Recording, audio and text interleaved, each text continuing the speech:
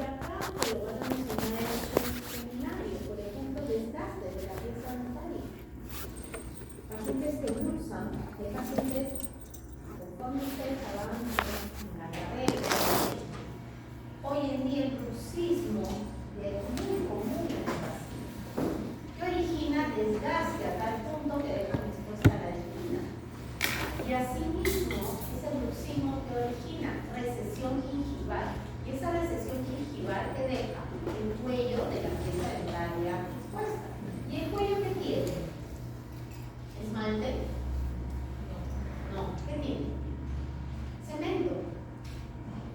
Y el cemento va a permitir, obviamente, el ingreso de esa sensibilidad, de esos cambios que hay en la boca. Porque uno no duele cuando tenemos algo caliente o algo muy frío, por lo general. Porque está el esmalte, ¿cierto? El esmalte ya le dije, no hay mayor sensibilidad. Puede tener una molestia. Ustedes toman un té caliente o una sopa caliente, ¿les duele la boca? ¿Les duele los dientes? No. Si ustedes comen un helado, ¿les duele alguna pieza dentaria? No. Porque es el esmalte. ¿Cuándo empieza el dolor? Cuando hay esos cuellos gruesos. Eso es otra causa de bronquitis. ¿Qué más? Las abstracciones.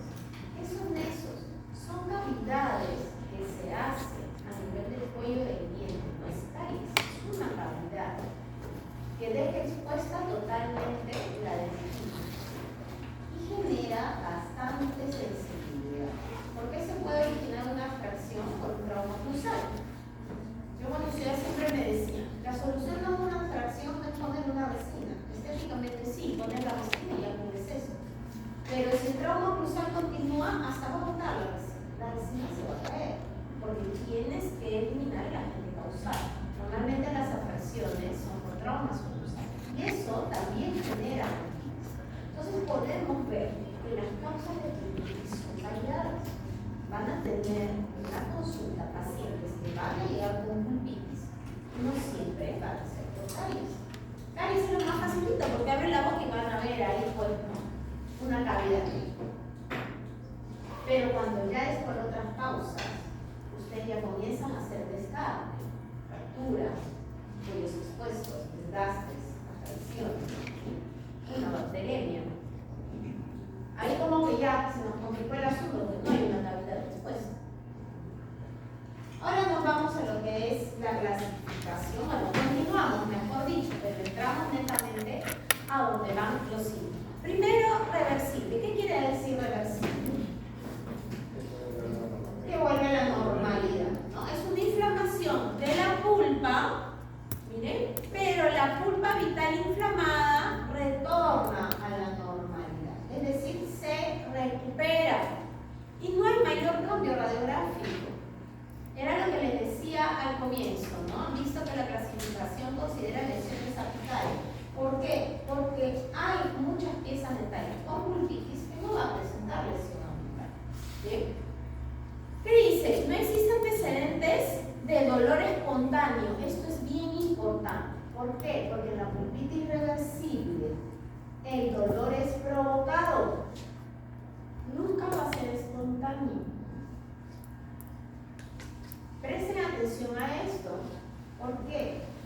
Porque les va a permitir realizar un tratamiento adecuado. El dolor en una pulpitis reversible siempre va a ser provocado, no aparece de la nada. ¿Bien? ¿Qué dice? Aparte de que el dolor es provocado, es transitorio de leve a moderado. ¿Qué quiere decir transitorio? Dura segundos. Entonces, miren cómo este dolor para nosotros no es como en otras áreas, no te duele, sí, no, ¿cómo te duele? Ay, mucho, poco. No, acá integrar ese dolor nos va a permitir un diagnóstico. Ya tenemos una característica, ese dolor es provocado. ¿Qué más? Ese dolor va a ser de leve a moderado, dura segundos. Retiras el estímulo y el dolor pasa. Puede ser provocado frío, calor, dulce. Un ejemplo, y lo más común que ocurre, llega el paciente a la consulta y te dice, cada vez que me cepillo los dientes, me viene un dolor, pero también me pasa. Tanto así que me estoy lavando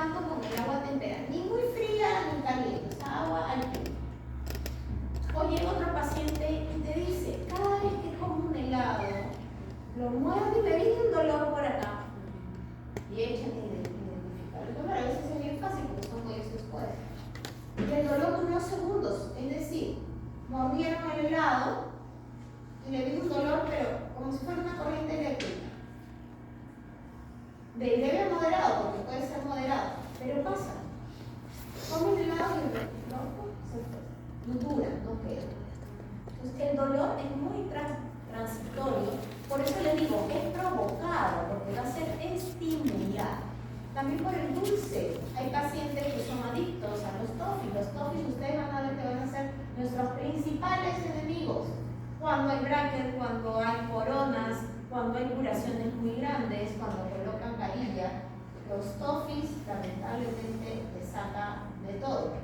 ¿Bien? ¿Qué hacen? Muerden un toffee y te dicen, me vino un dolor, pero pasó. Porque dura poquito tiempo, dura segundos. Cuando ustedes hacen las pruebas de sensibilidad, es positivo a las pruebas térmicas y a las eléctricas. ¿Por qué? Calor y frío. Pero cuando ustedes hacen la prueba, estimulan, ¿cierto? Pero el dolor, ustedes retiran el estímulo y el dolor, ¿qué pasa? No va a quedar. Tengan en cuenta eso, porque vamos a ver que eso cambia en otro capítulo. Entonces, en las pruebas térmicas, ustedes lo provocan. ¿Le dolió? Pero pasó. A veces puede durar en consulta 5 segundos, no llega a más. Reacciona exageradamente y depende del paciente, porque el paciente es ansioso. Sí, vete, tú esperas. ¿Y te pasó? Así. Estaba nervioso. Estaba nervioso. Pero pasa. Es transitorio. ¿Por qué se puede deber? Miren, acá hay miles. Obturaciones fracturadas o desadaptadas. Eso pasa bastante. Ustedes aparentemente ven una resina bien colocada o amalgamas. Hay pacientes mayores que todavía tienen amalgamas. ¿Y qué pasa? Que están ligeramente fracturadas o desadaptadas. Y por ahí está penetrando todos esos estímulos o esos cambios de temperatura. Procedimientos dentales recientes, obturaciones, preparaciones protésicas. ¿Por qué preparaciones protésicas? Porque se talla para una prótesis. ¿Qué pasa? El diente tú le eliminas eso. ¿En dónde lo dejas? En dentina. Entonces muchos pacientes comienzan a tener sensibilidad. Créanme que es una tortura, porque el paciente, me duele, sí, fastidia, no puedo tomar nada frío ni caliente, porque, me duele. Hasta que ya colocan la prótesis definitiva, porque cuando uno pone una prótesis fija, ¿qué hace? Primero talla, con impresión, tiene otra cita, prueba, obviamente, hace la prueba, y de ahí recién la coloca. Mientras que pasa todo eso, uno te coloca una provisional. Esa provisional nunca va a estar perfectamente sellada, es una provisional. ¿Qué se coloca? Simplemente ahí dejarlo, mucho lo dejan con ogenato, el ogenato es la panacea. Pero ¿qué te dice la literatura? No es recomendable colocar un ogenato antes de la cementación final de cualquier prótesis. Entonces ahí es como que se nos complica un poco el asunto. Hoy en día ya hay materiales para pegamento provisional, pero suele pasar en algunos pacientes, ¿no? En algunas obturaciones, es verdad, hay pacientes que tienen caries profundas, muy próximas al nervio, y como que van a tener un poco más de sensibilidad cuando estamos haciendo la preparación. Por eso, ¿qué hacemos? Colocamos anestesia. Se coloca anestesia, preparamos tranquilamente y ya obturamos. Miren, pérdida de tejido dentario con exposición de dentina. Era lo que yo les decía. Recesiones gingivales, ¿qué más? Afracciones, desgastes. ¿Qué origina que esté expuesta aquí? La dentina. Porque esos canavículos son los que transmiten esos estímulos. Pérdida de inserción periodontal con exposición de dentina radicular, que lo he mencionado ahorita.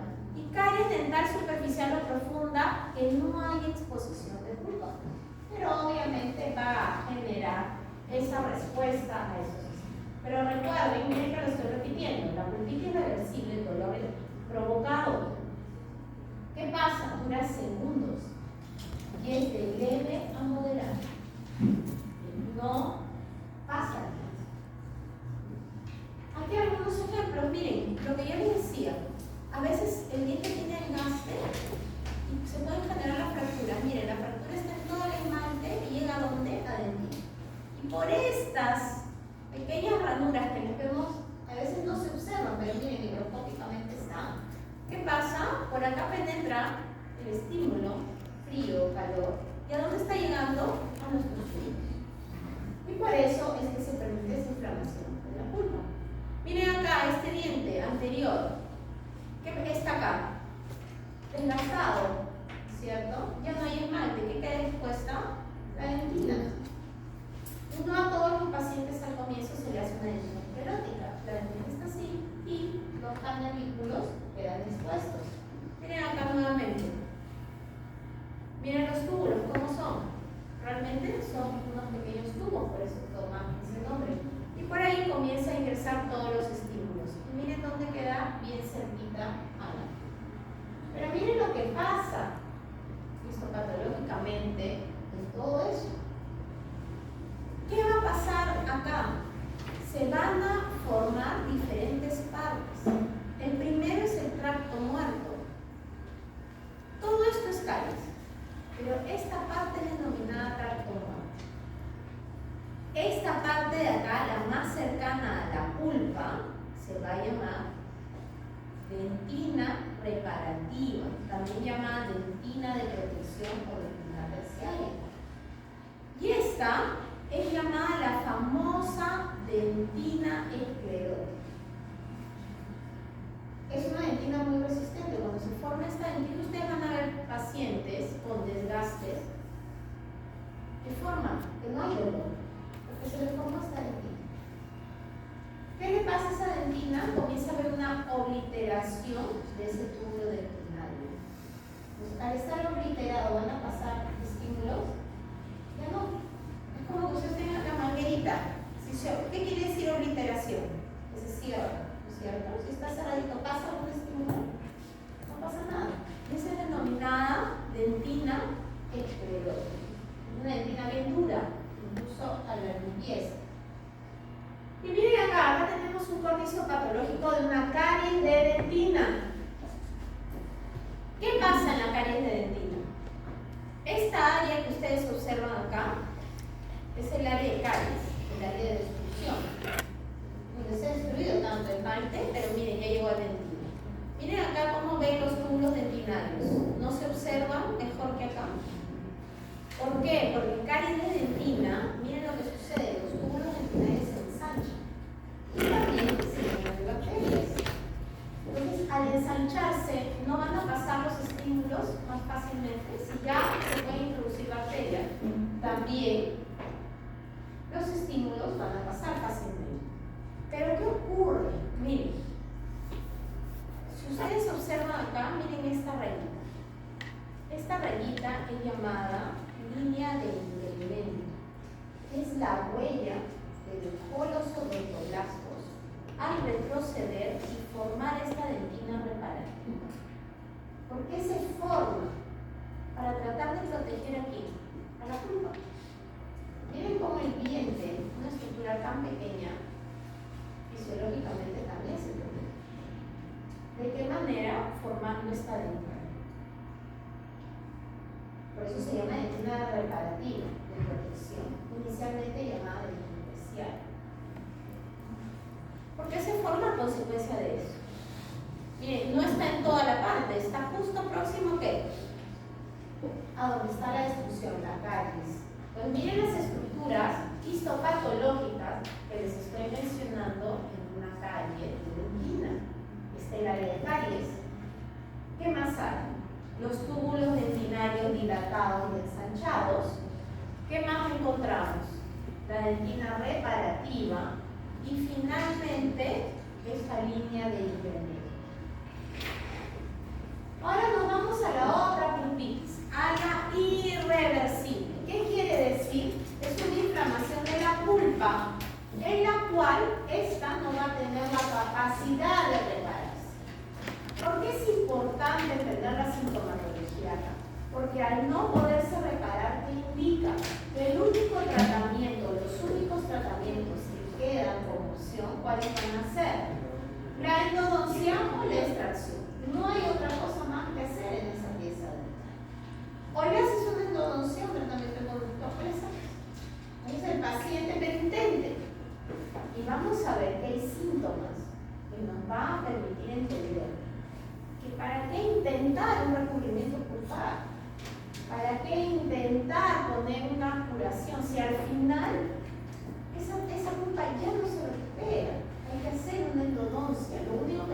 a ocasionar en más problemas bucales y más aún, más problemas periapicales. Porque es mucho más sencillo hacer una endodoncia en un diente que aún no tiene reacción periapical.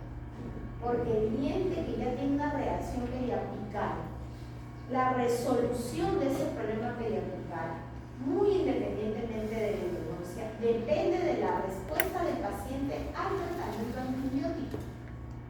Por eso que vamos a ver que hay algunas lesiones periapicales que sí o sí se van a tener que hacer apicectomías, porque así hagamos endodoncias, va a pasar el tiempo y vamos a terminar haciendo una apicectomía, o que es peor, pasa el tiempo y ni posibilidad de apicectomía hay. La posibilidad es solo retirar la pieza. Entonces miren la diferencia en los síntomas. Acá nos dicen, ¿no? Todo diagnóstico, repito, en hallazgos subjetivos y objetivos.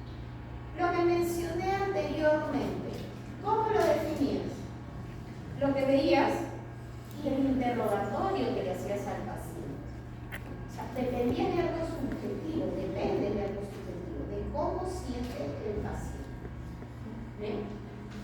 Miren, aquí hay dolor a los cambios térmicos, se parece a la otra. Pero miren aquí qué pasa. El dolor es referido, espontáneo de moderado a severo. Es decir, que el dolor puede aparecer sin necesidad de ningún estímulo. O sea, no es necesario que tú comas algo muy frío, algo muy caliente o muertas sal. Simplemente el dolor aparece. Y el dolor va de moderado a severo. Bien. Y hay otra cosa importante, dura más tiempo.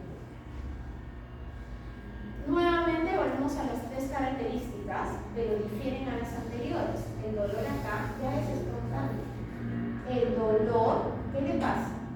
Dura más tiempo, permanece. ¿Y qué otra cosa es importante? El dolor es de moderado a severo, ya no es un dolor pequeño, no es un dolor leve, es mucho más fuerte. ¿Bien? Pero miren qué pasa, disminuye al frío y aumenta con el calor. El paciente también le va a decir, ay, ¿qué hago? Un poco, agarro el agua fría, la dejo un rato en la boca para que me calme. Porque con el frío, ahora vamos a entender por qué ese dolor va a bajar.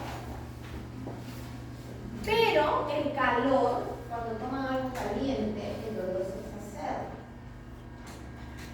Aumenta, miren, con el cambio de posición. Por eso el paciente le va a decir, uy, bueno, en la noche me ha dolido horriblemente. ¿Qué pasa en la noche? ¿Cómo está nuestro cuerpo? En posición totalmente horizontal. El mismo paciente dice, he tenido que dormir sentado. Es el dolor de muela, créanme, el paciente es capaz y te dice, sácame si quieres el diente sin anestesia. Porque cuando hay un dolor de muela severo, es intolerable para el paciente. De repente ustedes todavía no lo han sentido, gracias a Dios hasta el día de hoy tampoco, pero sí he visto al paciente con dolor de muela y que no ha podido dormir la noche. Viene dispuesto a todo, porque encima le pones anestesia y por la inflamación que tiene, la sustancia que debe de llegar a anestesiar en la zona no se llega. Pero el paciente les no importa, sácame, porque el dolor es tal que no lo tolera. Es un dolor bien severo.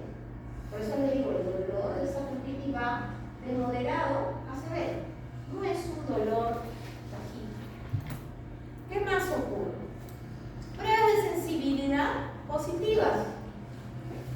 Obviamente, a veces ya ni necesitas hacer esas pruebas porque ya tú lo tocas nomás con la parte de atrás, con el mango del espejo. Uy, el paciente salta. Hasta con el dedo la tocas y el paciente está súper sensible. ¿Por qué tienes que hacer estas pruebas de sensibilidad? Si tú dices el paciente ya tiene dolor. Para identificar la pieza. Es bien notorio. Ustedes van a empezar primero con las piezas que no se sospechan. Van a ver que ustedes hacen calor, electricidad o los toques que se realizan y nada.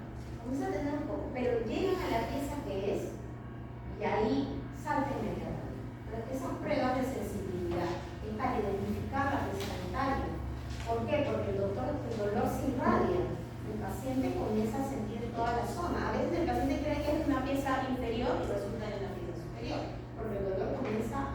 desarrollarse en el área. ¿Sí? Dolor en la percusión, yo les decía, y puede presentar caries. ¿Qué características radiográficas puede haber? Posible engrosamiento del espacio ligamento periodontal, posible. Era con lo que les decía al comienzo. Miren, hay una manifestación, pero radiográficamente puede hacer que no haya nada. Solo hay un posible engrosamiento. ¿Qué se llega a observar? Son las radiolúcidas de la corona compatibles con caries, o sea, caries muy amplias. Imagen radiopaga compatible también con algunas restauraciones profundas. ¿Por qué dice puede presentar caries? Recuerdan que hablamos de algunas pulpitis reversibles, eran por fracturas o por exposición de cuellos. ¿Qué sucede? Porque el paciente los deja pasar. ¿Cómo le puede dejar pasar? Como vuelven por ratitos, dice, ya pasa, no tengo tiempo, voy mañana, voy pasado mañana. ¿Qué sucede? A veces pasa un año. Y de un momento a otro empezó con esa sintomatología. Entonces también les va a ocurrir que llegan a la consulta que detectan la pieza dentaria, pero ustedes dicen, no saben. Sacan la radiografía, pero no veo nada, sí que hay un ensanchamiento de ese espacio. Y ustedes comienzan a preguntar, ¿cómo te dolió hace un tiempo? Para todas las características de una pulpitis reversible. Y llegan a observar a veces un cuello expuesto.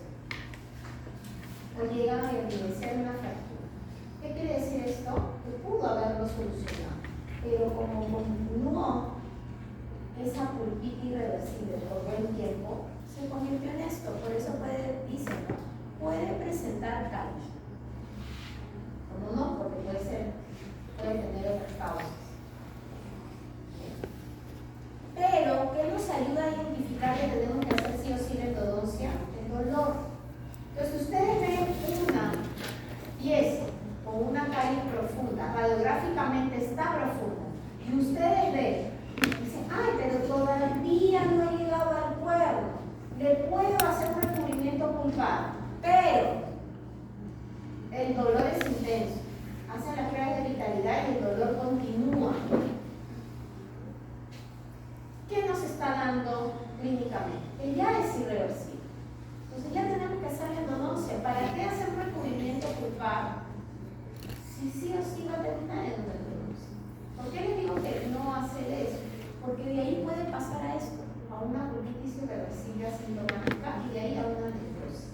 Y una necrosis una necrosis siempre viene acompañada de un proceso, de una alteración pulpar. A ver, señorita, ¿puedo aceptar que repase su mente y no va? Porque usted está hablando y está acá, lo escucho. Por lo menos a mí, estoy hablando y me desconcentras. Pero si quiere repasa, pero en silencio. Porque en verdad, hasta acá esperaba que ya no siguiera, pero cada vez es más seguro. Yo tengo un gran problema. Escucho todo, y observo todo. Hasta cuando me bajito, lo escucho, no sé por qué. Ahorita tengo toda cantaleta, tu oración ahí, estoy hablando y te escucho también a ti lo que está repasando. Repasa, pero en silencio. No me pongo. Te entiendo. Continúo. Ahora nos vamos a la pulpitis irreversible asintomática. Lo mismo, el diagnóstico se consigue por esas características, esos hallazgos objetivos y subjetivos que va a presentar el paciente. Y la pulpa inflamada pasa lo mismo, no tiene la capacidad de repararse. Pero miren acá, no hay síntomas clínicos. La inflamación es producida por qué? Aquí se circunscribe más a caries o a un trauma que es el paciente, un golpe. Me voy a las características radiográficas, sin alteración periodontal. Posible engrosamiento del espacio ligamento periodontal, posible. Radiográficamente, sonda radiolúcida en la zona asociada a caries o restauraciones profundas o trauma. Miren, se nos complicó el asunto. ¿Pero qué nos ayuda nuevamente? La sintomatología. Vamos a ver acá, porque nos dice esa sintomática. Acá nos dice exposición pulpar por caries, fracturas coronales complicadas sin tratamiento. Pruebas de sensibilidad positiva con respuesta anormal, prolongada y en ocasiones retardada. ¿Qué quiere decir esto? Sumamente necesaria las pruebas de vitalidad en el consultorio y con mucho cuidado. Ustedes hacen percusión, vean esa presentación. Puede ser que en ese momento no pasa nada, pasan unos segundos y el paciente te va a referir, me está empezando a hablar. Ustedes siguen conversando con el paciente y te va a decir, ustedes le van a ver que la fase le cambia, el dolor no para, el doctor aumenta, el dolor ha aumentado, me late, me está latiendo, me late, no para. El dolor se mantiene. Eso nos permite diferenciarlo de una pulpitis reversible. ¿Por qué dijimos del dolor de la pulpitis reversible? Aparte de ser leve moderado, ¿qué pasa? El tiempo era poquitito, dura segundos. ¿Sí? En cambio, acá no. El dolor se va a mantener. Y muchas veces el dolor empieza retardado. O sea, hiciste la percusión, hiciste la prueba de vitalidad y en ese momento sí molestó, pero no mucho. Entonces tú continúas examinando y en eso el paciente empezó a doler. No para. ¿Qué hizo? ¿Pero qué le hizo? No me dolía. ¿Qué ha pasado? ¿Por qué me duele ahora? ¿Por qué le duele? Porque es una pulpitis irreversible asintomática. Es decir, el paciente ya no tiene dolor, pero necesita de la prueba de sensibilidad para identificar. Entonces ahí comienza con el interrogatorio. Y meses atrás, ¿qué pasaba? Debe empezar a decir, sí, de la nada me empezaba a doler. Entonces, ¿yo qué pasa? Me tomaba mi aprono. Pero hubo un día que me dolió más, entonces mi amiga me dijo que tomara mi amoxicilina por 5 días. Y empecé a tomar mi amoxicilina por 5 días. Porque van a haber un montón de pacientes que dicen eso. Entonces, ¿qué pasa? Toman y efectivamente, ¿qué va a hacer un antiinflamatorio? Controla ese proceso de inflamación, que fue agudo. ¿Ustedes recuerdan cuando hablábamos de inflamación aguda y inflamación crónica?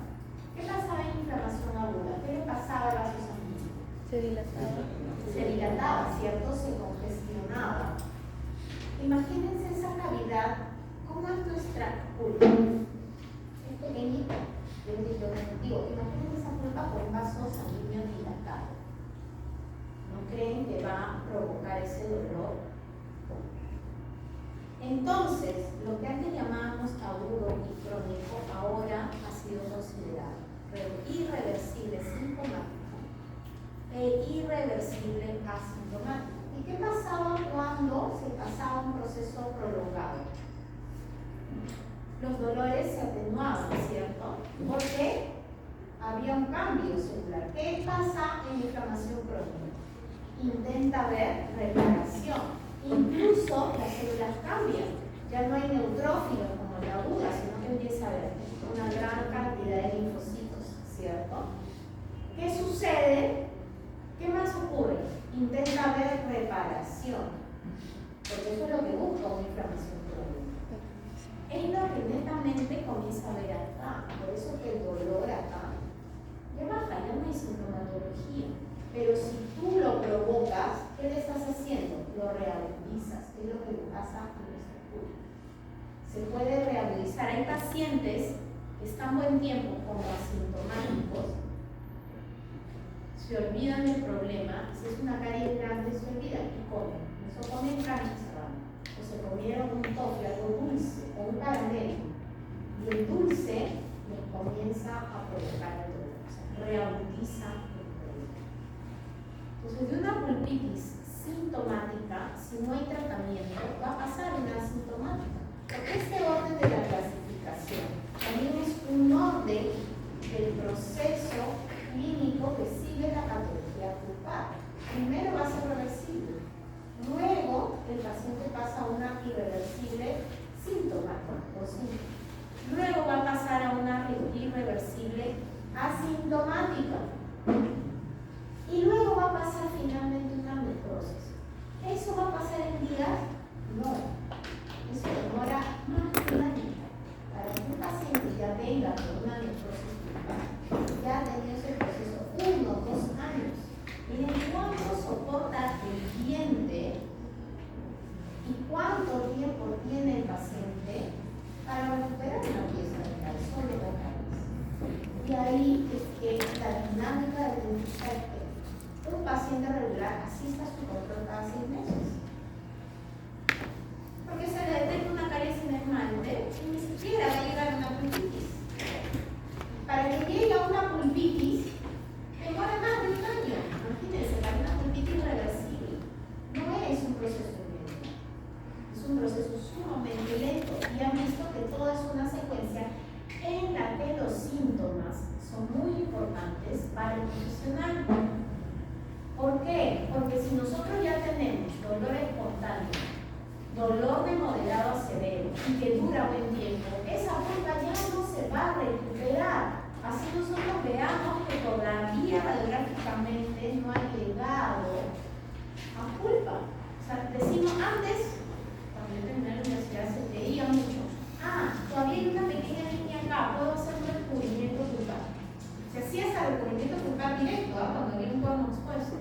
Pero ¿qué pasaba con los años? Esa pieza terminaba con necrosis y finalmente se dos. O sea, el correr de los años ha permitido perfeccionar tanto el diagnóstico como el tratamiento. ¿Bien? Ahora, no vamos a líneas generales lo que les estaba explicando. Miren qué pasa al inicio histopatológicamente. Dilatación vascular. Hay edema también en esa pulpa. Polimorfos nucleares en las paredes, incluso hay abscesos pulpares. Luego, ¿qué pasa? Puede ocurrir en algunas piezas que comience a llenarse de polimorfos nucleares. ¿Qué más ocurre? La capa odontoblástica degenera, desintegración del tejido pulpar, liquefacción y necrosis. ¿Okay? Miren acá histopatológicamente, una pulpitis, ¿qué dice acá? Reagudizada. ¿Qué pasó? Según la clasificación que era una pulpitis irreversible, asintomática, pero ocurrió algo que la reagudizó y la volvió sintomática nuevamente. Pero miren qué pasa, lo que yo les decía. Miren el vaso, miren acá otro vaso sanguíneo. Y aquí se ve clarito las fases de los eventos vasculares. ¿Se acuerdan que dentro de la inflamación aguda habían eventos vasculares? ¿Cuáles eran? Hoy ya van a analizar. ¿Cuáles eran? Primero que había. ¿Qué pregunté? ¿Cuáles eran los eventos vasculares? Primero hay un reclutamiento. ¿Cómo? Perdón, los eventos celulares. Porque vascularmente, ¿qué pasaba? Dilatación y permeabilidad. Pero ¿qué ha pasado en los eventos celulares? Primero que había. Un reclutamiento. Miren acá cómo se ve esto patológicamente. Y eso está pasando en la punta del pelo. Luego, ¿qué ha pasado? Marginación. Marginación. ¿Qué quiere decir marginación? Es una... Miren acá cómo vemos marginación. Luego, ¿qué pasaba? Adherencia. Luego, ¿qué pasaba?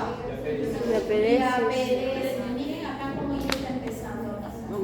Miren en esta imagen cómo se ven todos los eventos celulares que está pasando con la pulpa. Y finalmente, una vez que ocurre la migración o diapedesis, ¿qué ocurría? ¿La qué? La quimiotaxis. ¿Y qué era la quimiotaxis? Cuando las células van al lugar de la lesión por una gradiente química. Y de ahí venía la fagocitosis, ¿qué más? La liberación del producto. Bien, miren, ¿qué está pasando en la pulpa?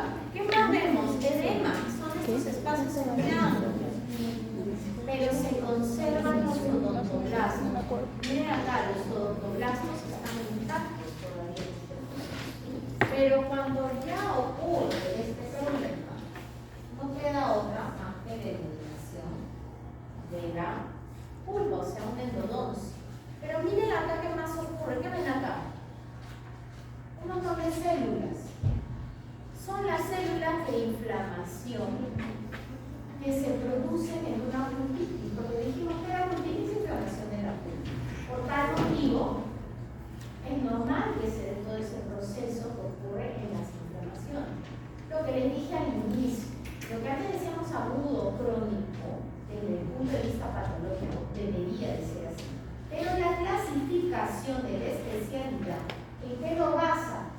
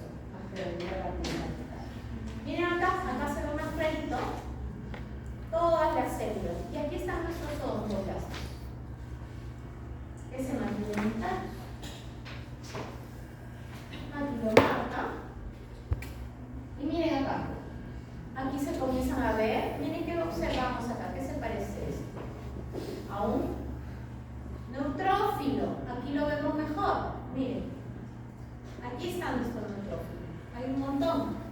Aquí hay uno, aquí hay otro, aquí hay otro. Hay gran cantidad de neutrófilos en el área que se está escribiendo. Pero miren la capacidad que tiene también nuestra pulpa. Su comportamiento es muy especial. En una misma pulpa se puede estar dando diferentes procesos. Miren, puede haber solo una pulpitis.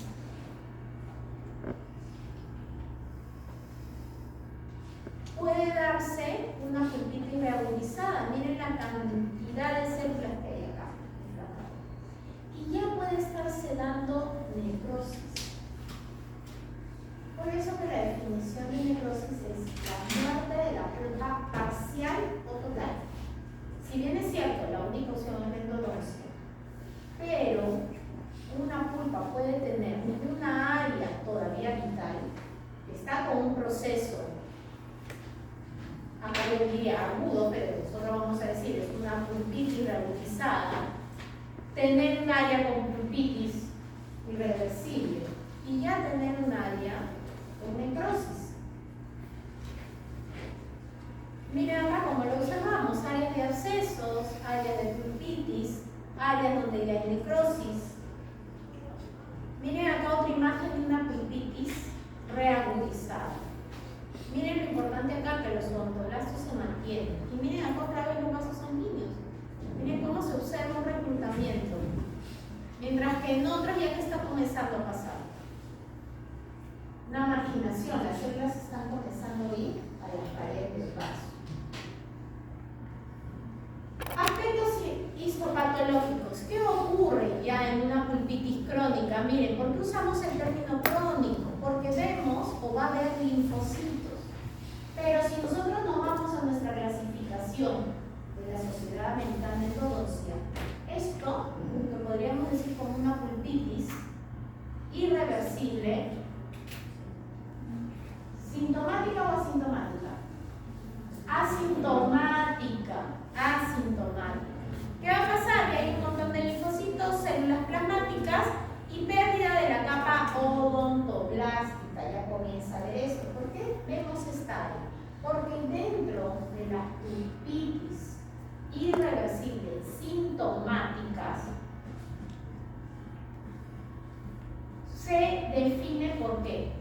Por la sintomatología y las características clínicas, pero histopatológicamente va a estar en un proceso agudo, por eso el dolor es tan intenso.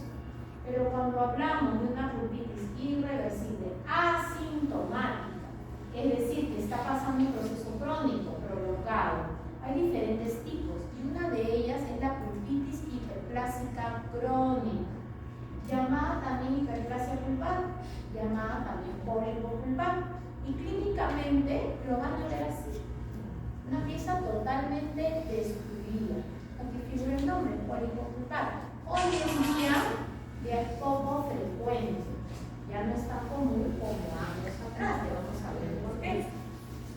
Clínicamente hay una proliferación exuberante del tejido pulpar, pero el papá llega a la consulta y te dice: a mi hijo le ha crecido la encía de un perdido. No es la encía. Hay una proliferación pulpar y ahora lo vamos a entender. Ya está crónicamente inflamado, o sea, es una pulpitis irreversible asintomática. Acá, créanme, al paciente no le duele nada, salvo que se pinche esto por algo. Ahí va a empezar el problema.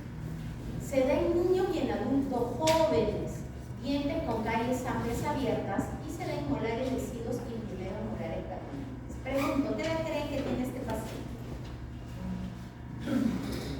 Es un niño. 11 años. Miren, ¿ah? No, chiquito.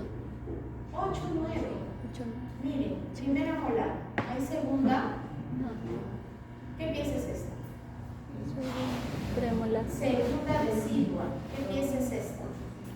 Primera decidua. Miren, ¿quién es esta? ¿De qué? ¿Permanente? No. De leche. Por tal motivo, ¿qué edad puede tener? Unos 8. Fácil de 7 a 8 años. 7. Posiblemente 9, pero ahora los 9 ya están cambiando eso.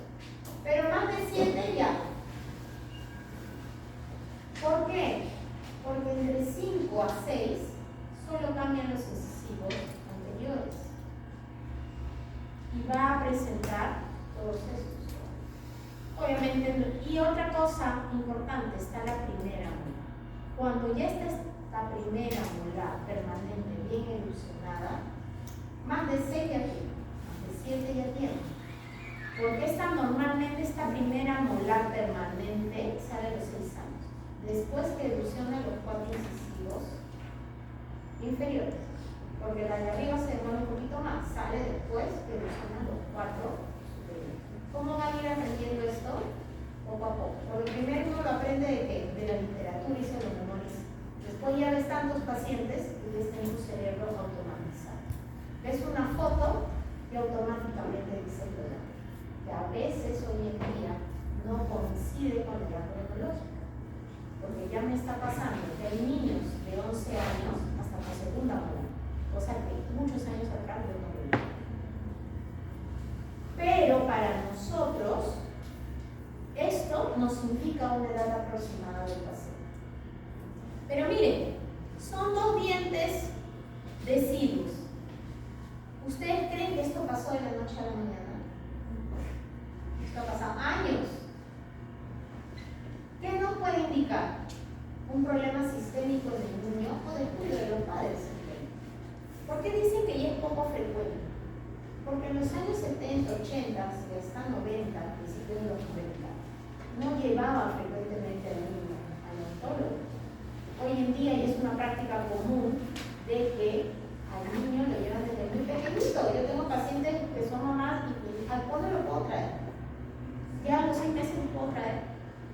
Ya empiezan controles muy pequeños. Incluso hoy en día hay una especialidad dentro de odontopediatría que es la odontología del bebé. Porque ven a bebés. ¿Por qué? Porque el bebé de qué edad tiene una pieza dental. 6 meses es más o menos lo normal. Porque hoy en día ya hay bebés que nacen hasta con papilomas. ¿Por qué cree? Porque la mamá tiene virus del papiloma humano y dio parto normal.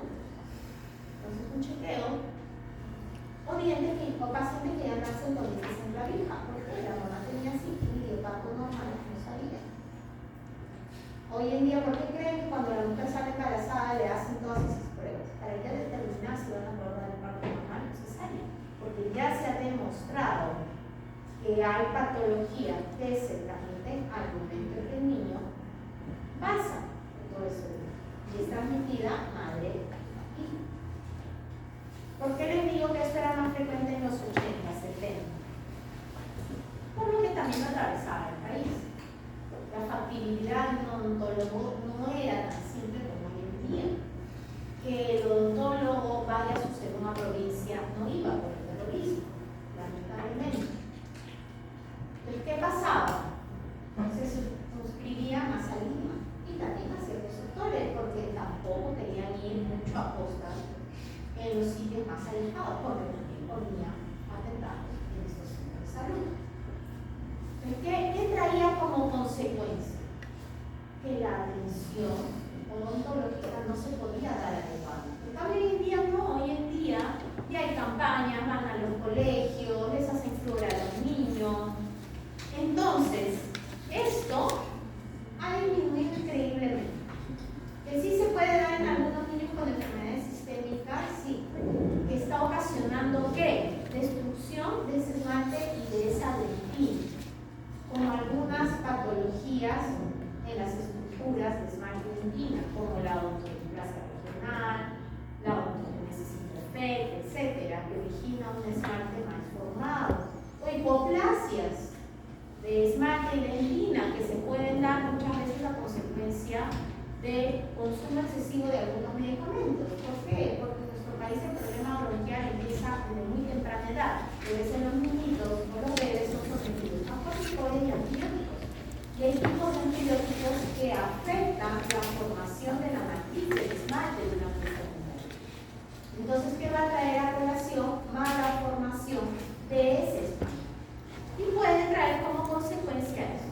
Y también hay mamás o padres descuidados que nunca llevan a su hijo al dentista A pesar que hay campañas, que los centros de salud, como ustedes están seguros van a ver, si van a las costas, las campañas que manda el Estado son bien puntuales, uno tiene que ir, incluso te mandan a los colegios y les hacen limpiezas en los colegios, les hacen aplicación de flúor a los colegios, les indican para que vayan a la costa a curarse las caries. Hoy en día, imagínense, los centros de salud hasta llegan a hacer endodoncias. En la época que yo hice en los centros de salud, solo se podían hacer extracción. Y profilaxis y aplicación de flúor, porque no llegaba materiales como resina para hacer endodoncia. Eso se le decía a la tiene que fuera. Hoy en día no. El MINSA sí manda material y sí hacen esos procedimientos en los centros de salud. Entonces, realmente que un niño llegue a un extremo así es ya consecuencia de un problema de fondo del sistémico o ya de cuidado de los padres. Pero ¿qué ocurre? Miren, si ustedes ven, ya casi no hay esmalte ni dentina. Y acá dice, se producen molares deciduos y en primeros molares. ¿Por qué creen que se producen solo en estas piezas? Pensemos un poco, ¿por qué creen?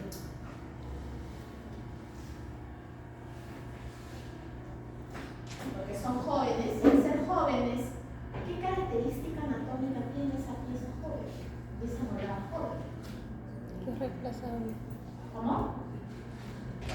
¿Qué características creen que tiene esa pieza joven? ¿Reemplazable? ¿Cómo? ¿Qué es reemplazable? ¿Es qué? ¿Reemplazable? La decido, pero la permanente, yo estoy preguntándolos a qué característica anatómica va a tener esa pieza dentaria que permite esta respuesta. Miren, me dejan la pregunta y la vamos a resolver y vamos a ver qué sucede histopatológicamente. Sí se la voy a responder, pero ahorita. ¿Qué ocurre? ¿Por qué clínicamente vemos ese tejido formado que parece una encía, cierto? ¿Qué ocurre? Hay una respuesta inflamatoria crónica que da lugar a una intenta repararse. Dijimos, ¿qué pasa en la inflamación crónica? Intenta repararse. Cuando hay reparación, ¿ustedes se acuerdan de la clase de reparación? ¿Qué pasaba? Había inflamación y formación de un tejido de granulación. Acá se forma un tejido de granulación. Porque ¿qué intenta de ahí? De un tejido de granulación a qué se pasa. O sea, este tejido de granulación, primero, ¿qué le pasa? Es altamente vascularizado. De ahí es vascularizado y fibroso, finalmente fibroso hasta que reconstituye el área. Pero acá en la pulpa no reconstituye nada, si no, no habría la necesidad de endodoncia. ¿Qué se forma acá? Abundantes vasos sanguíneos y abundante tejido fibroso. Nada más. No llega a la otra etapa. Entonces, ¿qué pasa? Se forma este tejido, pero no queda así libre. Se forma un epitelio poliestratificado encima. Por eso es que clínicamente lo observamos así. Pero que hay abajo, por eso les decía, acá no les duele. Pero ustedes, ese niño, por ejemplo, se come una papita Lays o un chifle, que a veces deja bordes cortantes y rasga, sangra. Le sangra y ahí no empieza a doler. ¿Por qué debe empezar a doler? Porque hay un montón de vasos sanguíneos adentro. Mira, acá dice tejido de granulación, infiltrada de linfocitos y células rojas, así como tejido fibroso. Miren cómo se ve histopatológicamente. Esto es dentina. La pulpa debe haber llegado hasta acá, pero como la calle destruyó todo, provocó esta reacción. ¿Y qué se formó? Un epitelio poliestratificado. Lo que está en el círculo es lo que está. Miren el tejido de granulación y miren el epitelio que lo recubre. Este tejido de granulación lo que más tiene son vasos sanguíneos. No se nota bien en la imagen, pero hay gran cantidad de vasos sanguíneos, más que tejido fibroso. Entonces, histopatológicamente, ¿qué tiene una hiperplasia pulpar? Tejido de granulación con abundantes linfocitos, células plasmáticas y gran cantidad de vasos sanguíneos. Y va a estar rodeado, ¿por qué? Por un epitelio poliestratificado. Ahora, miren lo que hay acá. Está la pulpa y se forma esto. ¿Y por qué no va a pasar en dientes de piezas mayores? En pie adultos. ¿Qué característica anatómica tiene esta pieza joven o decidua para producir este cambio? Porque si no, imagínense, pues no todos los pacientes llegan con una calle grande y se le va a formar ese hiperplasia pulpar.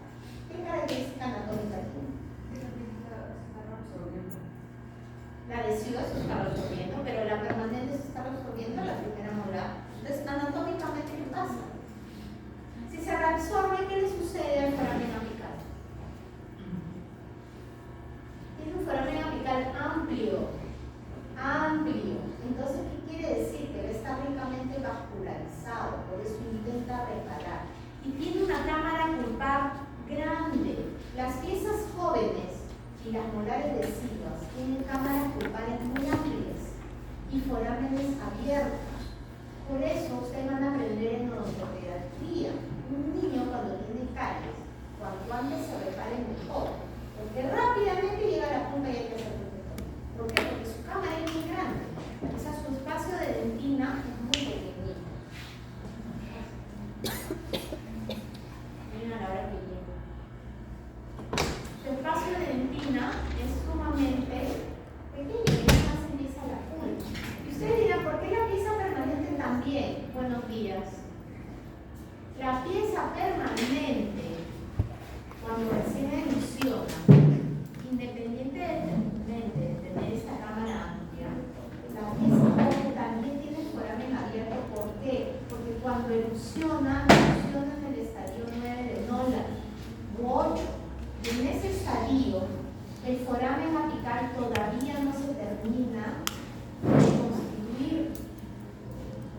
Por eso es que les digo, tienen forámenes amplios y cámaras amplias.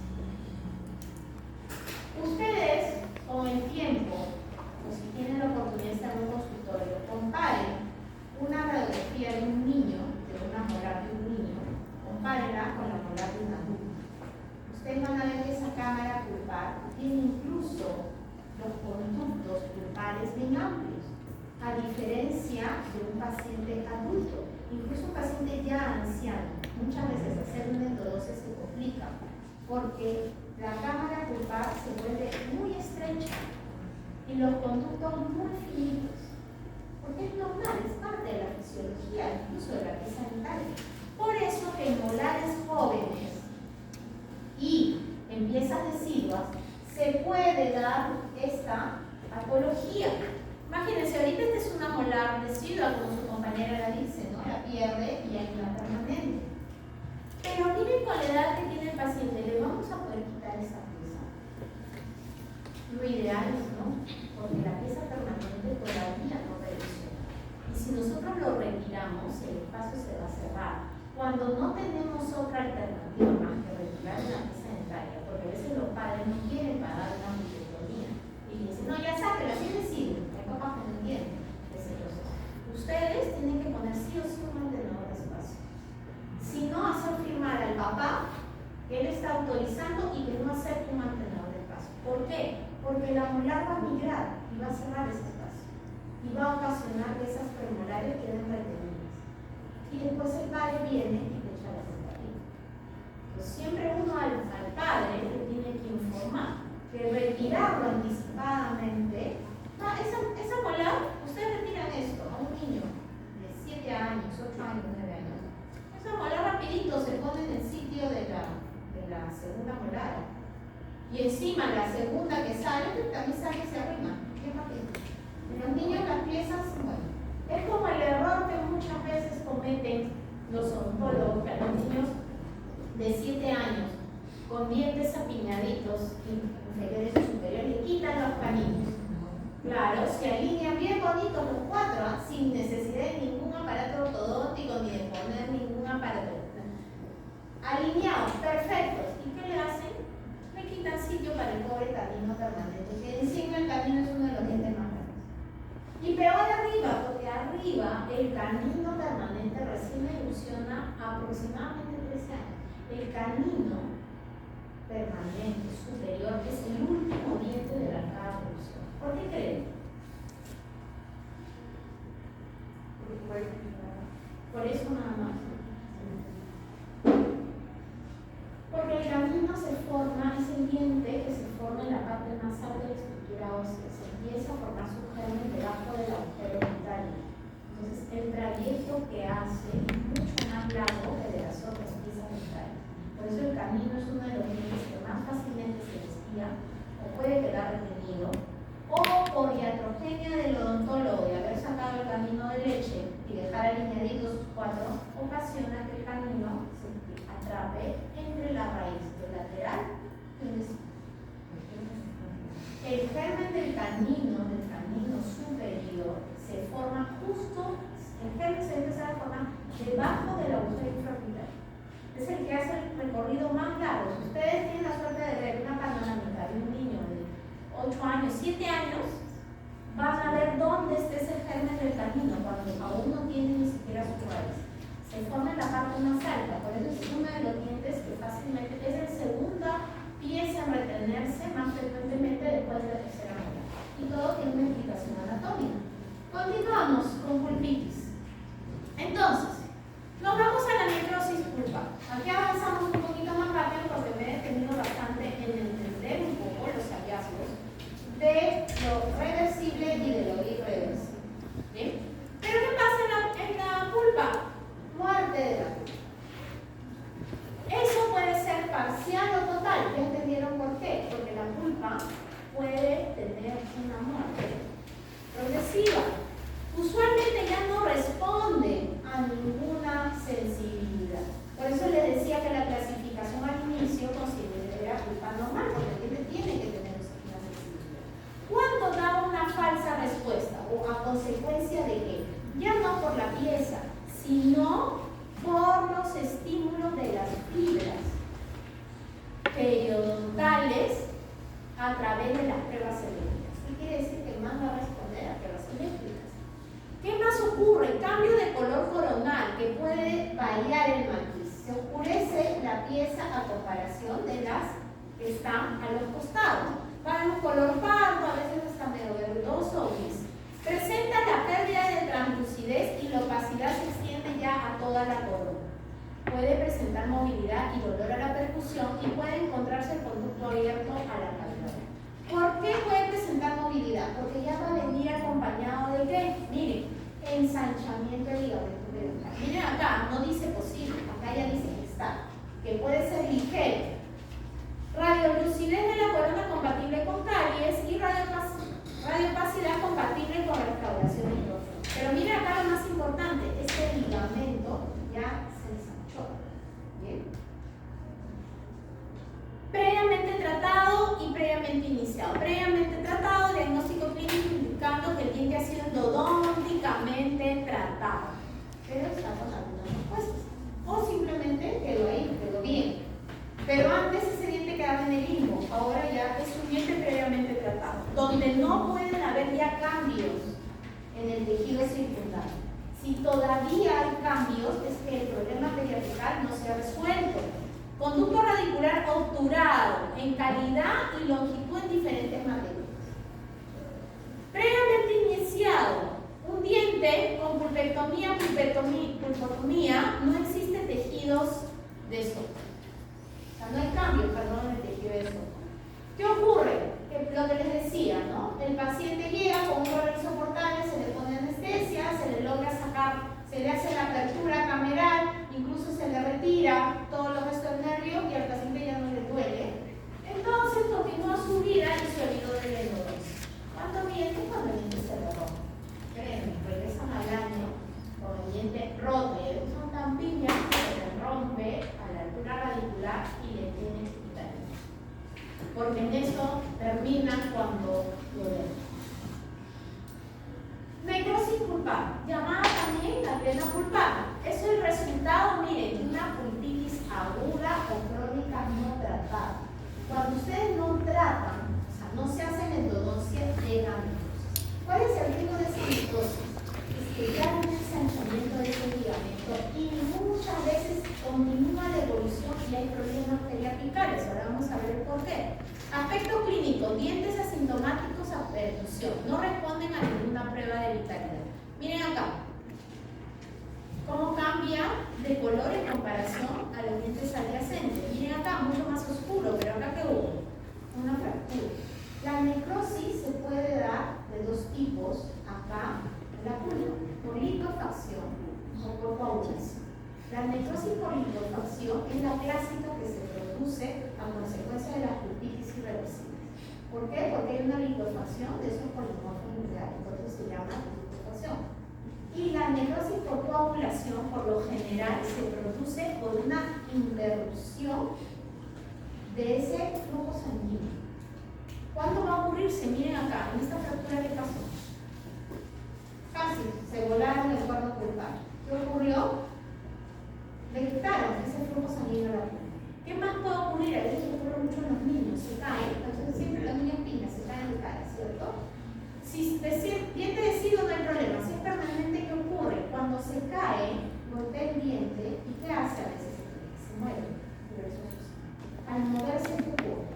veces tiene un movimiento bien agresivo.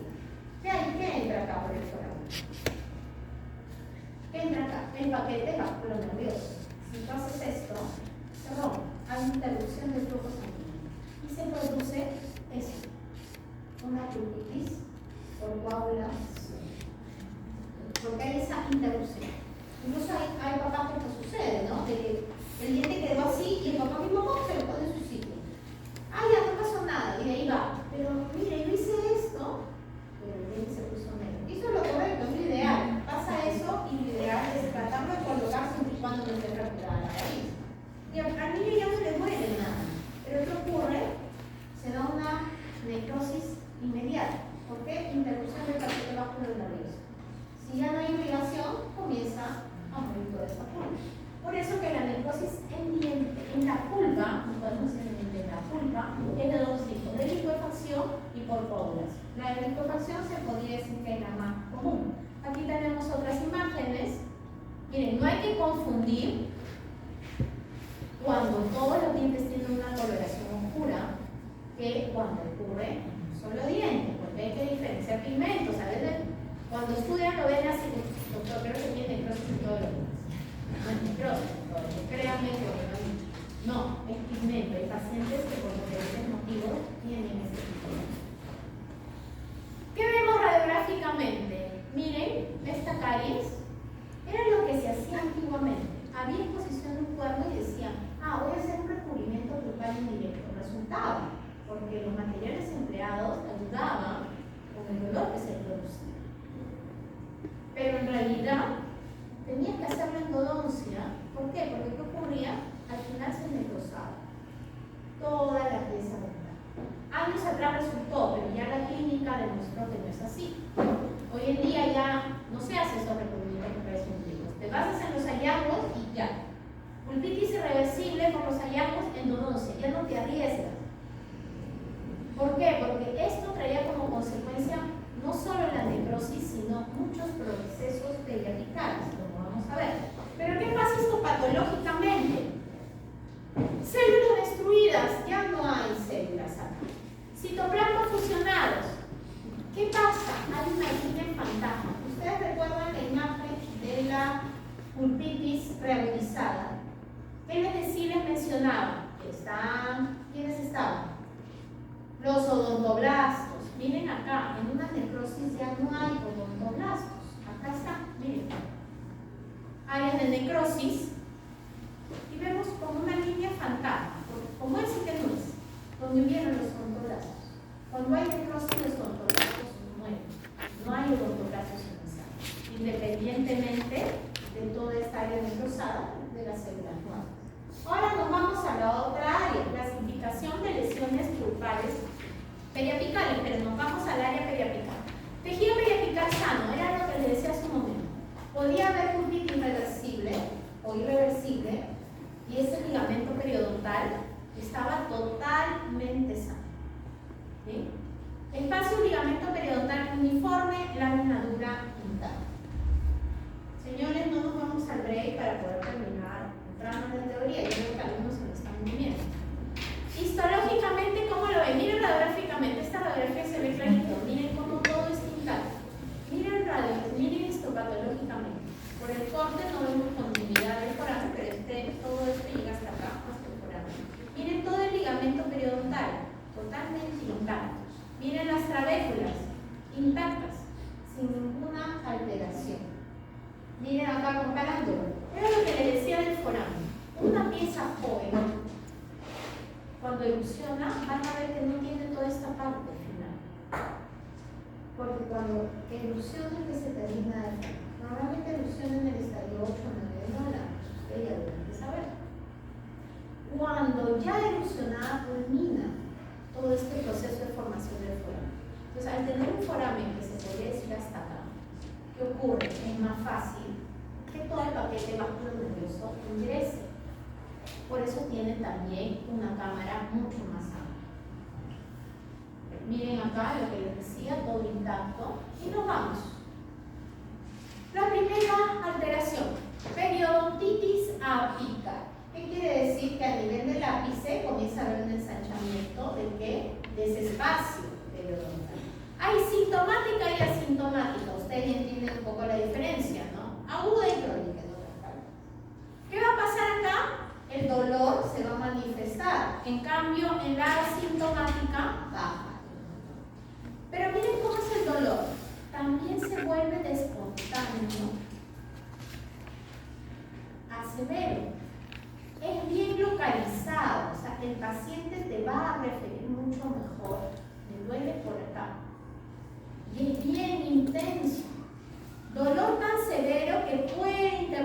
actividad cotidiana, dolor a la percusión y palpación, sensación de presión. Esa es otra característica del dolor. Han visto que en los anteriores yo les decía es un dolor intenso, pero no les decía la palabra presión. Yo les decía como que sienten que late, ¿cierto? En cambio acá el paciente va a sentir como una presión como si fuera a explotar. Ellos se dicen literal, siento como que mi diente va a explotar. Siento que algo lo presiona y ese es el dolor, uno de los dolores más intensos. Se puede o no, mire, observar cambios en los tejidos de soporte circundante. ¿Por qué? Porque recién se está iniciando ese problema de una periodontitis apical. Puede observarse ensanchamiento del espacio del ligamento periodontal y puede o no estar asociada a radiolucidez apical. ¿Qué pasa en la sintomática? Como les dije, casi no hay mayor problema. Tejido circundante dentro de los parámetros normales, pero sí hay respuesta positiva a la percusión, sobre todo a la percusión vertical o a la horizontal. ¿Bien? Sensible a la palpación, sí existe compromiso de la tabla ósea vestibular. Miren lo que ya pasa acá en la asintomática. Por eso dice zona radiolúcida apical de origen grupal. Y hay una alteración y lo vamos a ver radiográficamente. Miren acá la sintomática y la sintomática. ¿Qué diferencia ven en la radiografía? Miren, no solamente se van a basar en lo clínico, una radiografía también nos va a ayudar a definir esto. ¿Qué diferencia ven? ¿Cómo saben qué diferencia? A ver, cuenta. Porque ¿has hecho un cultivo a ese proceso para determinar qué puede ser solo por un proceso inflamatorio? Recuerden bien eso. Las infecciones que son virales, bacterianas, la inflamación no siempre va a ser por un proceso infeccioso, puede ser pulmonarizado. Que puede haber microorganismos, puede haber, dependiendo de la naturaleza. Obviamente acá, si vemos que está acompañado de una caries profunda, definitivamente ahí hay bacteria. Pero hay ocasiones que no se originan, hemos visto por eso. Pero ¿qué vemos de diferencia radiográfica? Miren acá lo que yo les decía, ¿no? Se ve una ligera alteración. Aquí ya se ve más, pero miren esto a diferencia de esto. Radiolúcida, radiopaca. Acá también se ve radiolúcida. ¿Qué ven? ¿Qué diferencia hay? Recuerden, el odontólogo tiene que ser muy observador, sobre todo en las radiografías, porque va a permitir no cometer errores. ¿Qué ven? Miren cómo es el borde en estos dos y miren cómo es el borde. ¿Cómo lo ven? Negro. ¿Cómo lo ven? ¿Qué ven? Miren, les estoy diciendo, miren este borde y miren este borde, no la forma, miren el borde. Uno tiene dos. ¿No lo ven más circunscrito? Miren acá. Se nota que hay un borde acá, pero miren acá cómo continúa un poco de travesura. Miren acá. Miren la diferencia de este. Miren toda la área negrita. Está no solo definido, si ustedes observan acá, hay una línea blanca. Una línea muy radiopaca que se proscribe eso. ¿Por qué? Porque en la periodontitis apical asintomática ya se corticaliza, está corticalizada esa área. Mientras que en la sintomática recién está empezando. Por eso es que ven los bordes mucho más difusos. Igual acá, miren, ¿se logra distinguir? Solamente se logra ver que el trabeculado acá no es el mismo que acá. ¿No es cierto? Mientras que acá sí vemos una imagen, pero miren como que no define bien. En cambio acá, miren, está totalmente circunscrito, totalmente delimitado. Eso nos permite diferenciarlo radiográficamente. Ahora nos vamos al absceso apical. Aquí ya lo llaman agudo y crónico. Aquí ya más se van a la parte, o lo siguen denominando histopatológicamente. Ya es un proceso infeccioso por una necrosis apical. De comienzo rápido, dolor espontáneo, sobre todo a la presión, percusión y palpación. Pero miren que hay acá, puede haber un exudado purulento en la parte interna, inflamación intra y extraoral, dolor localizado y persistente, dolor constante y pulsátil, dolor a la presión, sensación de un diente extruido, van a sentir que el diente está como hacia afuera. Entonces el paciente te dice, cuando mastico siento que lo hundo, como que se mueve, está flotando. Movilidad, va a tener movilidad dental, dolor a la percusión y el paciente tiene acompañado malestar general. Miren, puede o no presentar cambios en el tejido circundante periapical, puede observarse ensanchamiento del espacio del ligamento periodontal o zona de reabsorción ósea en la parte apical, asociada con una periodontitis apical asintomática. Miren cómo se ve. Se ve mucho cambio, lo único que se observa es un claro ensanchamiento. Siempre comparen un diente con los otros. Miren acá, vemos como que hay una diferencia de trabeculado, nada más. No vemos nada muy bien circunscrito. Pero ¿qué pasa ahí en el absceso apical crónico? Cuando ya hablamos de crónico es algo que ya está en el tiempo, ¿cierto? No un día, 2 días, estamos ya hablando meses, un año. Proceso infeccioso por una necrosis pulvar, es lo mismo. Ligera sensibilidad, acá ya la sensibilidad cambia, pero ¿qué hay? Una fístula, lo que permite que sea sintomático. ¿Por qué? Porque todo ese contenido interno ha buscado una vía de donde drenar. Muchas veces hacer esta fistulografía nos ayuda. ¿Por qué? Porque miren acá la fístula donde se forma. Teniendo un ejemplo. Pero en este caso, a veces la fístula está viniendo de otro diente. Miren acá. ¿Cómo lo hacemos nosotros? Con un cono de gutapercha, con el que se usa para obturar las endodoncias. Se coloca por la fístula, uno lo introduce muy suavemente. Donde hace un poco de presión, ahí lo dejas. Y tomas la radiografía. Y ahí te sale y te indica exactamente, miren dónde está empezando la fístula. En el ápice, ¿de qué raíz? En la mesial. Por eso es que pareciera que el diente problema fuera la vesícula. Y el odontólogo diría, sí, lo sabe. No hay problema, justo, pero miren, el diente problema, ¿cuál es? La primera molar permanente. ¿Esa primera molar permanente la vamos a sacar? No, hay que tratar de salvarla con una endodoncia. Pero miren otra cosa peculiar, ¿qué observan acá? La obturación, ¿cierto? Pero si ustedes observan con detenimiento, ¿qué ven acá? Una línea de color negro, o sea, es radio lúcida. Lo que es oscuro se dice radio lúcida, lo que es blanco se dice radiografía. ¿Qué indica esto? Recidiva de caries. O sea, microscópicamente ya debe haber afectado la boca. Miren hasta dónde llega la recidiva, cerquita del cuerpo. O sea, la pluma se contamina. Puede ser que el paciente haya estado ya con sintomatología.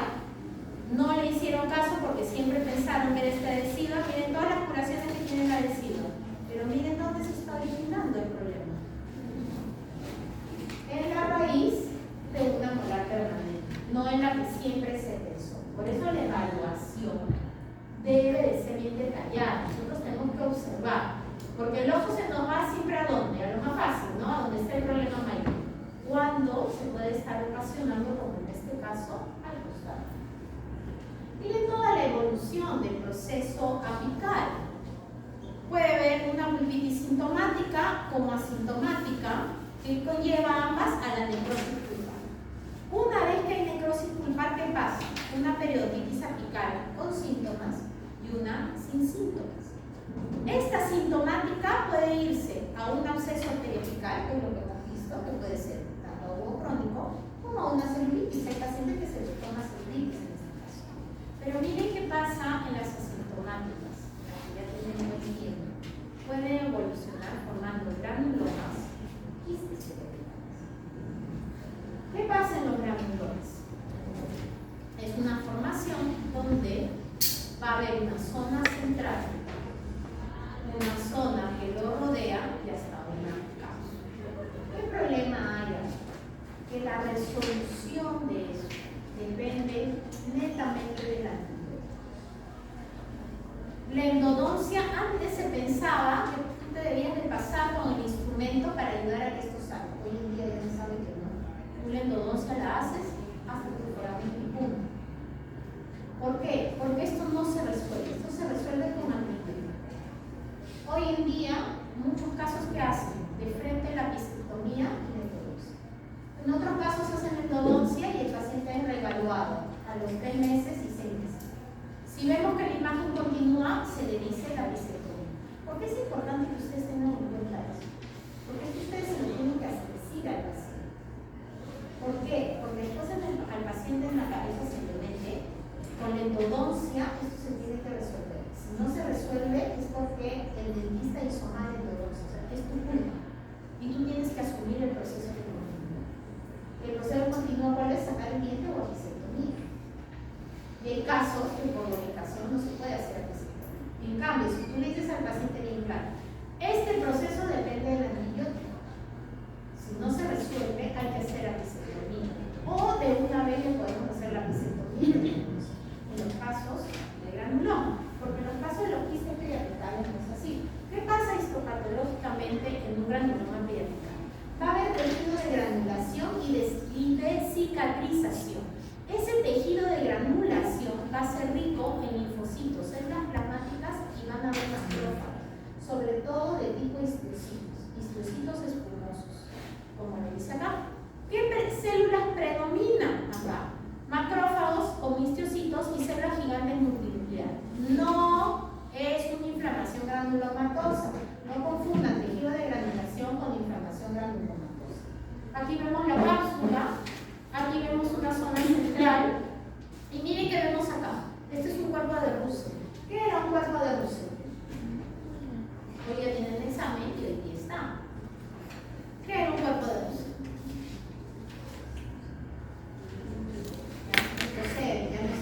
Es un defecto de acumulación. ¿Qué se acumulaba? Inmunoglobulina dentro del citoplasma de la célula plasmática. ¿Y qué se formaba? Cuerpos de Russell. Y eso está en su primera clase, defecto por acumulación. ¿Qué más vemos? Gran cantidad de linfocitos. Vemos histiocitos, acá se los presento, y aquí están nuestros cuerpos de Russell. ¿Qué eran los cuerpos de Russell? Acúmulo de inmunoglobulina dentro del citoplasma de la célula plasmática, porque la célula plasmática que sintetiza inmunoglobulinas, pero en lugar de eliminarlas, ¿qué pasa? Las acumula, porque hay un defecto de acumulación, porque la célula plasmática justo sintetiza eso. Miren acá, y acá les presento estos histiocitos espumosos. ¿Por qué se llaman así? Porque es una espuma. El núcleo está al centro. Eso hay dentro de los granulomas periapicales. Miren acá, hay cuerpos de Russell al costado de varios histocitos espumosos. Miren el infiltrado crónico. Y acá nos vamos al quiste periapical, lo último. También lo vamos a mencionar dentro de los quistes. Hay un capítulo en la segunda parte de quiste de origen odontogénico. ¿Bien? ¿Por qué se formó este? Primero vamos a definir qué es un quiste. Un quiste es un contenido líquido o semilíquido rodeado por un epitelio y una cápsula externa. Un quiste siempre tiene un revestimiento epitelial. El que no tiene un revestimiento epitelial no es un quiste, es un pseudoquiste. Vamos a ver más adelante qué hay. Miren que vemos lo que les decía, el contenido que varía, un recubrimiento epitelial y acá vemos un revestimiento o un encapsulamiento de tejido fibroso. El material es bien variado. ¿De dónde viene? De un proceso a nivel de la pulpa dental. Aquí lo vemos. ¿Cómo nos vamos a dar cuenta? Muchas veces radiográficamente les digo que el granuloma y el quiste periapical pueden ser muy similares radiográficamente. ¿Qué nos ayuda un poco más a definir el quiste? Porque el quiste está muy bien circunscrito y muy bien corticalizado. ¿Por qué? Porque va a tener esta cápsula de tejido fibroso. Por eso se ve bien corticalizado. Esto es llamado quiste periapical. Miren acá que vemos un remanente, ¿no es cierto? Miren cómo a pesar que hay un remanente el quiste puede continuar creciendo. Por eso es que cuando hay esto ya se le tiene que decir al paciente que hacer bisectomía y endodoncia. O sea, no podemos pensar que con la endodoncia el quiste se va a resolver. Antes, si pensaban eso, ¿qué hacían? Lo que les decía, pasaban el foramen con un instrumento. Decían, sí, se va a resolver. No, no se resuelve nada, se vuelve a formar. Eliminas el contenido, pero todo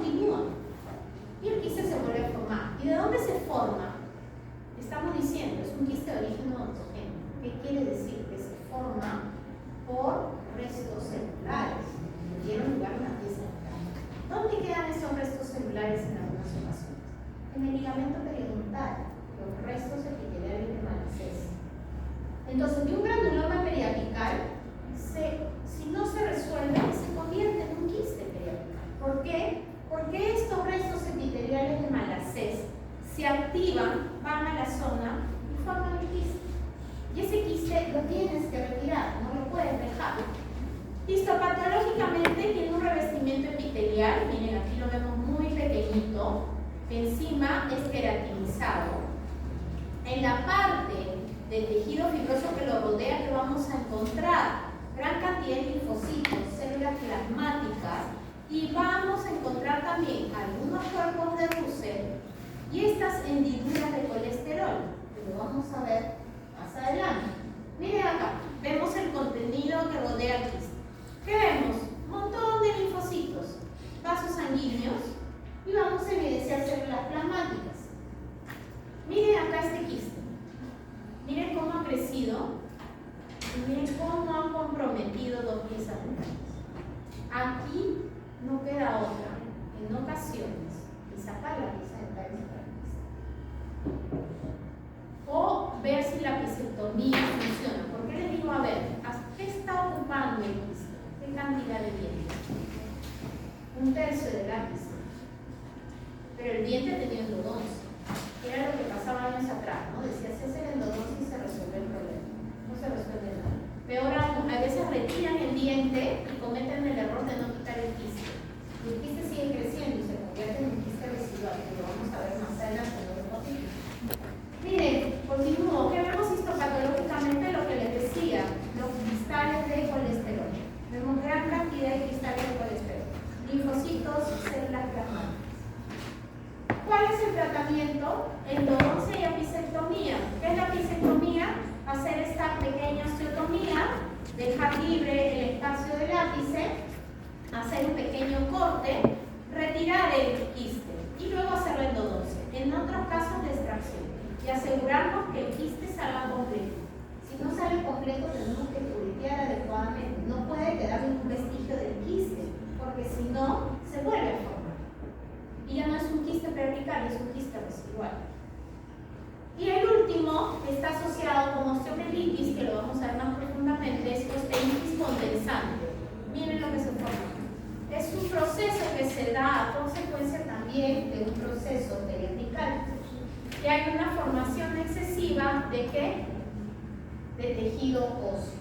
Y ya toma otro nombre que lo vamos a ver en otro capítulo. ¿Bien? Preguntas, responden su foro, que está sumamente sencillo. Preguntas hasta ahí,